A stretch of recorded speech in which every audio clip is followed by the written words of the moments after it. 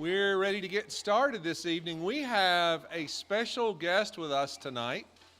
Reverend Scarlett Jasper is a longtime friend of Calvary. Many of you have met her through the years, have worked with her on different projects. And of course, for several years now, we've been doing the Shoeboxes for Appalachia project, and she coordinates that. She is a missionary with CBF and field personnel with them, and we support her through that, both nationally and in Kentucky. She's also a pastoral counselor and probably ERSAT's case manager, does a lot of things out of her ministry based in Corbin, but across southeast Kentucky and portions of Tennessee. And so we're excited to have her with us tonight to share about what's going on with her work and kind of set up where these shoeboxes are going, give it a little context of what we're doing. She was with us last year via Zoom, but the in-person version is so much better. Scarlett, we're glad you're here. After she's finished with her presentation, Ms. Carrie Beth will come up and give us our instructions for the evening, okay? So wait for your instructions, and you'll get those. Scarlett, come share with us. Thanks for being here.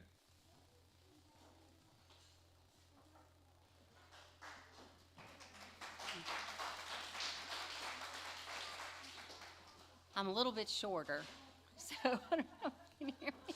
Let's do this. And I even have my shoes on, thank you. Thank you all for having me here tonight. It is really good to be here in person. I'm still having a mask. I have some kind of a autoimmune issue, so we won't worry about that, but it's good to be here. So we're just going to do kind of a quick run through of overall general ministry work, just to kind of update you on some of the things that have been going on, because as ministry does, it changes and flows with the times, so things are a little different. And then at the end, we'll talk a little more specifically about the Christmas boxes. But I'm Scarlett Jasper, and I'm a missionary with the Cooperative Baptist Fellowship, and I serve in southeast Kentucky and East Tennessee. I was commissioned in 2014 by CBF. I was ordained in 2016 and graduated from Baptist Seminary of Kentucky in 2019.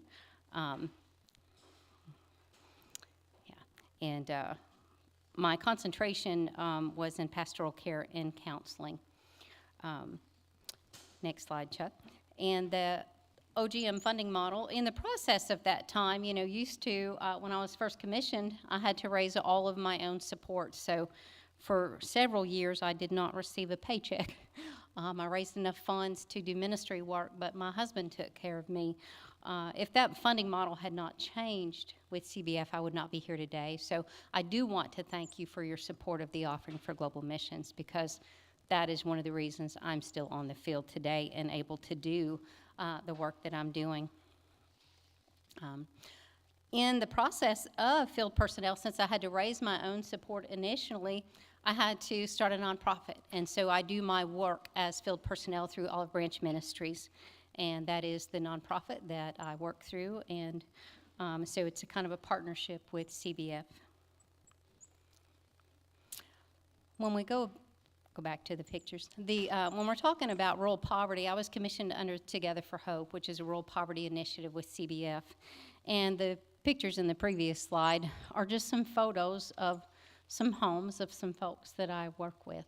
And, rural poverty is just very prevalent. Kentucky has more persistent poverty counties than any other state in the United States. And we often have the poorest counties in the United States. So it's one of the reasons I am where I am. So with Olive Branch Ministries, I like to say, connect, serve, and transform. So how can we connect with these communities? The first way is by serving in the communities that we work in. And then as we serve those communities, they need prayer. So prayer is essential to the work that I do and the work that we all do. And then financial support. Let's see. It's okay. We're all getting used to technology. I am not a technology wizard. And so anyway, with financial support, like I said, we're in a new funding model. And with that, all field personnel, all missionaries through CBF now get a salary and housing allowance, but we all have to raise our own project and program support. So that's where the support of Olive Branch Ministries and the support of Christmas boxes and things come in, because without that, I still could not do my work. And then prayer, there's several scriptures up there that I like to share, but I think just share the message we're trying to share.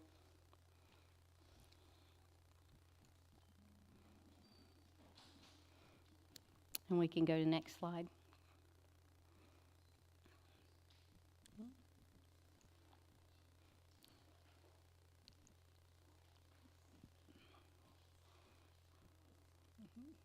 All right. And there's ways that you can give and connect with Olive Branch Ministries. Number one, through CBF, through our Classy page, then directly through Olive Branch Ministries, and then the old-fashioned snail mail that we can do. So all are needed and appreciated. So let's look at some of the ways. Let's go on to the next slide, Chuck.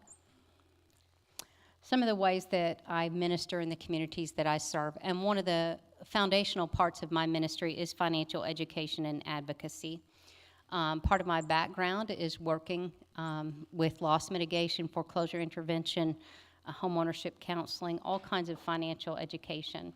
And how I saw that throughout those years was that everyone I worked with was in crisis and all had a basic need of just learning basic budgeting and credit building techniques. So that is part of what I do in my ministry of financial education and advocacy.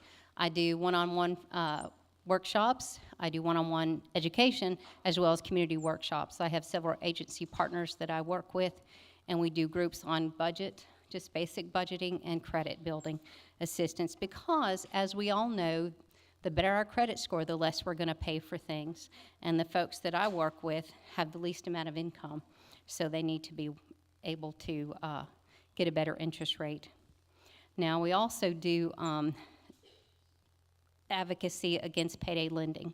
So with a grant from CBF Kentucky, we do microloans for folks to help them get out of a payday loan or avoid getting into one.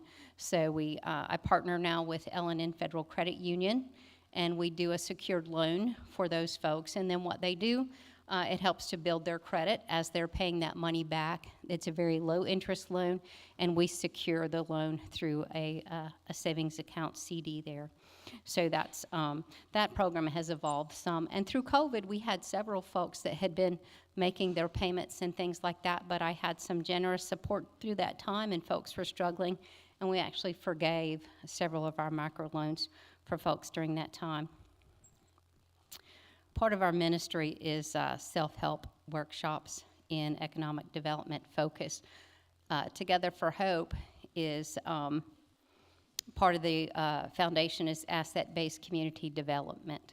So what that means is we want to walk alongside the communities that we serve and not go in and tell a community what they need, but go in and say, what are your gifts and how can we support them? So I work with a lot of folks in different ways in that. I have some women that are a group I've worked with that are survivors of domestic abuse. I've been working with those ladies for about 20 years. And some of the things I do with them are jewelry making. We've done some candle making and various things like that. Some of them are illiterate, don't know how to read and write. So they are not able to work in a lot of jobs. Some of them have physical disabilities and aren't able to work. So these are some ways that they can make some additional income for their families. So that's just one example of the self-help workshops. And those are some of the ladies that I work with there in that program. Okay, next slide. There we go. White Flag Ministry. That is our Winter Relief Ministry. It's a partnership with First Baptist Corbin.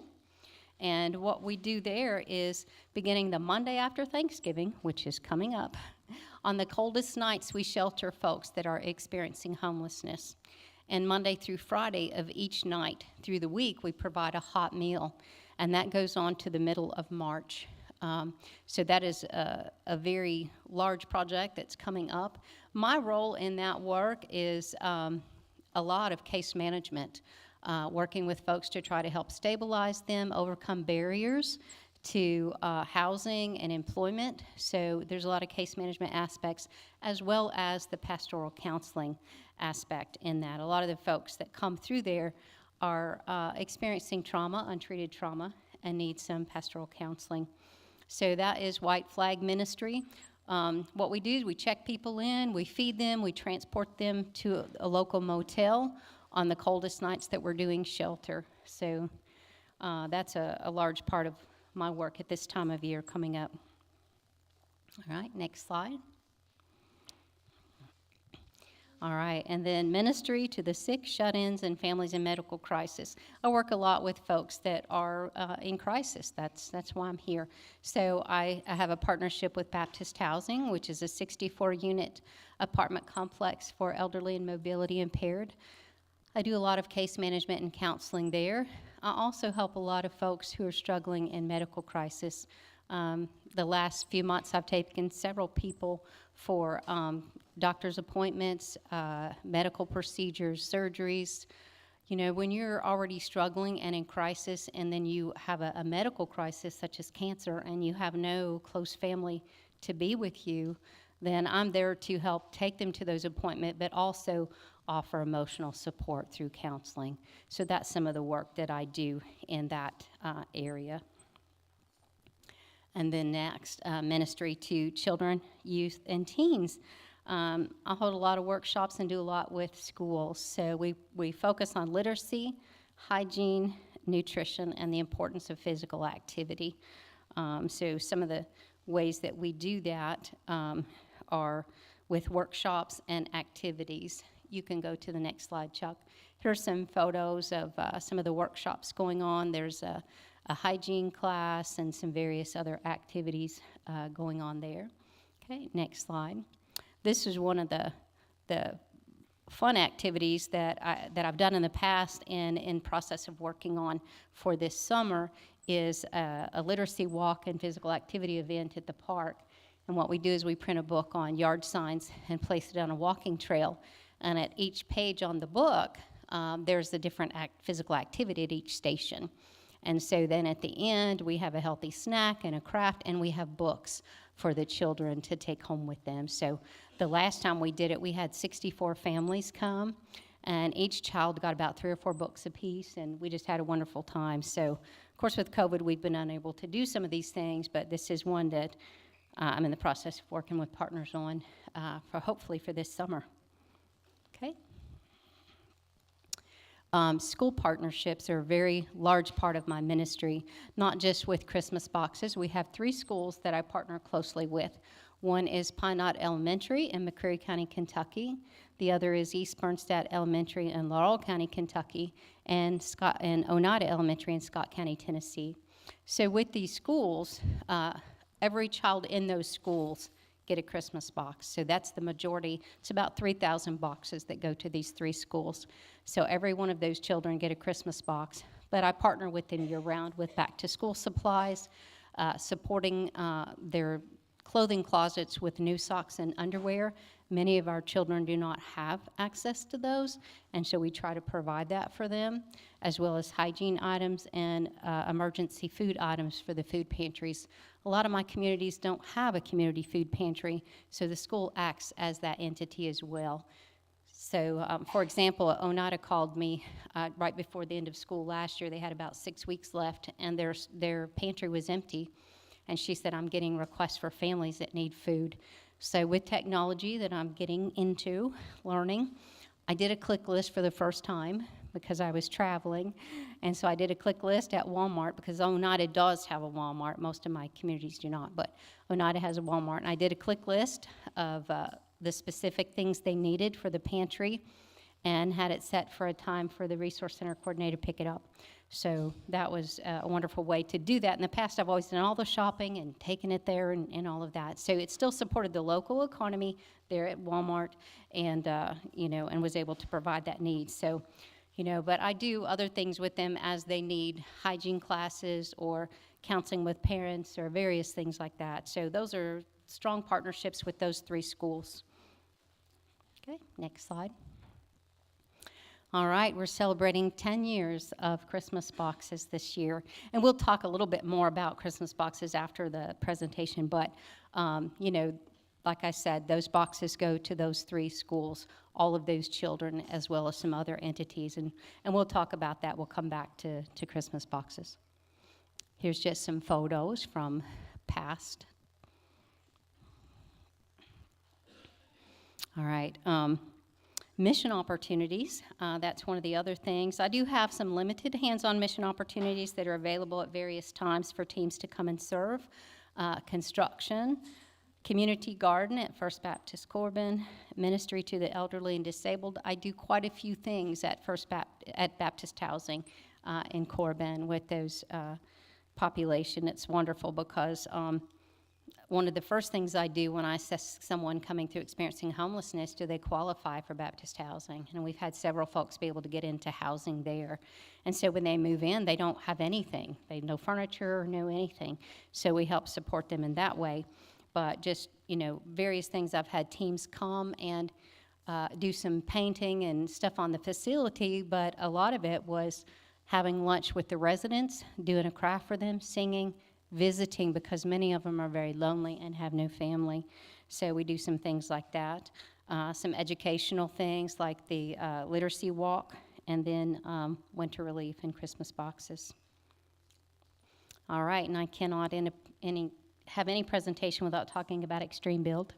CBF Kentucky, that's a partnership that I'm in with them. I help oversee the annual Extreme Build effort in McCreary County. It's an approximately 10 or 11-day build where we build a house from the ground up in that time. So we have, you know, volunteers come from several states now coming in, and the first week is pre-build, and then we have the Extreme Build week. We're hoping to organize a literacy camp in conjunction with Extreme Build this coming year. We've tried to do that for a couple years, but COVID has kind of wiped those things out. But we're trying to resurrect some of these things we were hoping to do, so that there's more opportunity for people to come and serve. You know, maybe one spouse wants to work on construction and someone else doesn't, and they want to come. But I want to just say, with Extreme Build, you do not have to be a construction specialist to help with that project. I am the paint crew leader, if that tells you anything. So that's how I first got involved, and it just has evolved that that's now one of my roles as paint crew leader, as well as organizing the local logistics for that. But there's a place to serve, and it is one of the most life-giving things I think that I do, as well as the Christmas boxes. There's a lot of people come to Extreme Build that I don't see anywhere else in CBF life. So it's like a family reunion each year, and they're always welcoming new people into the family. But it's just a wonderful, it's a lot of hard work. Don't let me get wrong about that, but it is it's a wonderful event, and it impacts the entire community. Yes, you're building a house for a family, but financially you're impacting the restaurants, the local motels, construction materials. We get as much materials as we can locally, as well as professional services that we need. We try to hire all of that locally. So you know, Extreme Build is a wonderful partnership. Okay, next slide. There's some photos. And then transformation. How our communities transformed. You know, like I said, with Olive Branch, we say connect, serve, and transform. The biggest transformation, I think, comes within ourselves as we strive to be the hands and feet of Christ in the communities that we serve.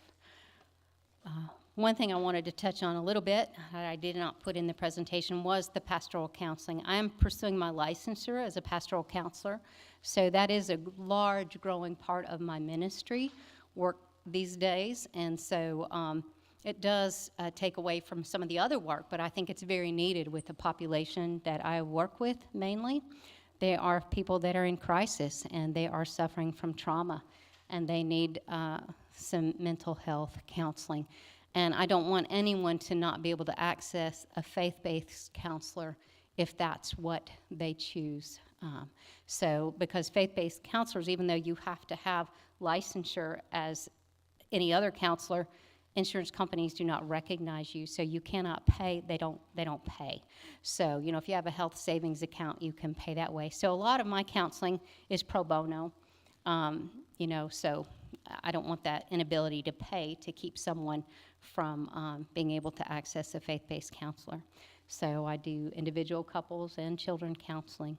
So that is, like I said, a large growing part of ministry. So before we talk more about Christmas boxes, does anybody have any questions on all of that I just threw at you?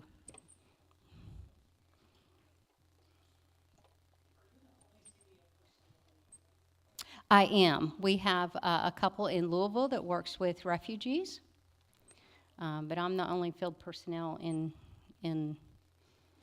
we're the only two units in Kentucky, is Steve and Annette in Louisville, and then myself. Paula Settle used to be in Eastern Kentucky, but has retired even though she's continuing to work.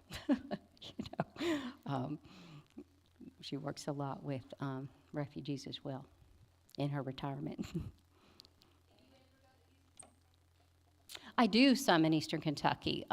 So technically, anything on the other side of 75 is Eastern. So I work in that region. So I work in Eastern, Southeastern Kentucky, and East Tennessee, kind of South Central. So if you look at the map of Corbin, just kind of draw a big circle around that, and that's kind of the area that I work. That is one of the largest concentrations of persistent poverty counties in our state, in the country. So that's why I place there. My home is in Somerset, but my office is in Corbin because it is centrally located to those counties and to that area. So, and with Christmas boxes, I did receive a request this year from some agency partners in Leslie, Letcher, and Perry County for boxes for some flood relief families they were working with. So we're going to do our best to meet those needs as well. Those are additional ones, and so I lay that on the Lord to provide. So, yeah.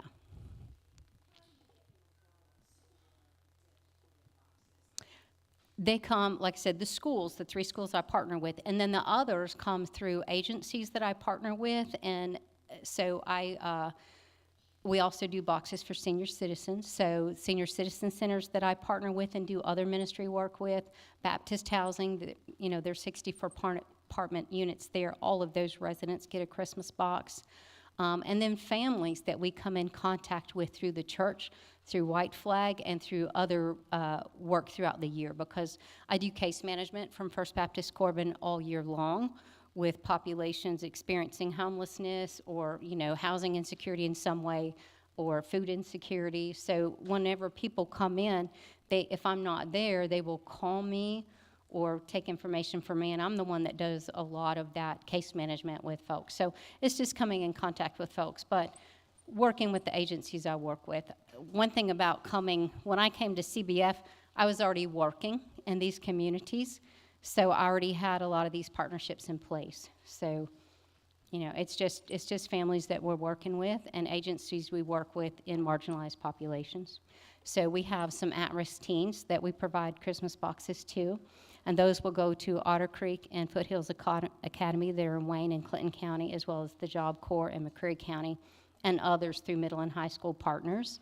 But those facilities are residential programs for children. Otter Creek and Foothills, rather than incarceration, they go there and they have school and job training. So we support those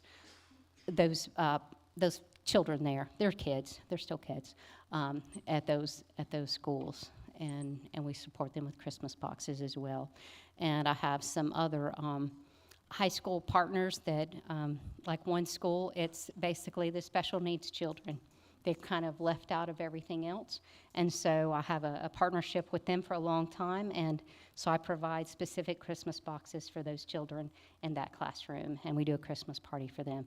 So the women that I work with in Wayne County that are survivors of domestic abuse, they all get Christmas boxes. They're parents and grandparents raising grandchildren, and so we provide boxes for the children as well as the ladies.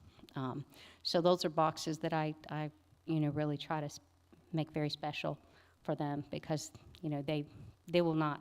For many of our participants, this is their Christmas. And that's one thing I try to stress is our goal is not to increase the number of boxes every year. It happens, but our goal is to increase the quality of the boxes because I want when a child or an adult, but especially children, when they open that Christmas box, to really feel the love and joy of Christ and know that someone thought about them, prayed for them, and really was intentional when they made this Christmas box for them. And so we don't, our goal is not to do, thousands and thousands. We are, but that's not, our goal is not to grow and become an overwhelming organization. It's very intentional into this area and these communities, and it leads to deeper ministry work with these partners. So that's really what it's about, is providing that joy at Christmas, but also providing support services year-round with these partners, and that's what I do. So we don't just see them at Christmas and see you later. It is a year-round partnership in other ministry. But it's a good catalyst. It was a good way to help build that relationship, deepen that relationship, and show some of Christ's love to some children and families that wouldn't otherwise get that during the holidays.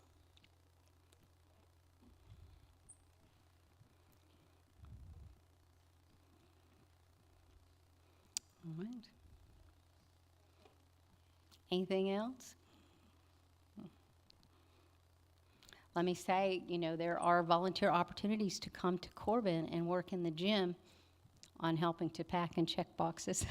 So if anybody's bored and wants to drive down and really see it, if you haven't come to see it, it is pretty amazing. We have boxes coming in this week, and I have a large team coming next week from South Carolina, from Boulevard Baptist in Anderson. I have 15 people coming to help sort and check boxes. So that's amazing, for me.